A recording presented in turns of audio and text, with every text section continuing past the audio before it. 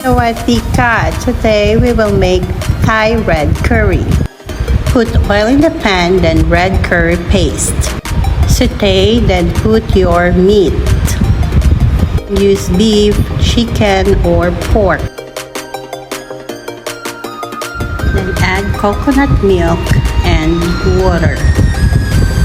Let it boil until your meat is tender. Then add your ground eggplant and turkey berry, finger roots,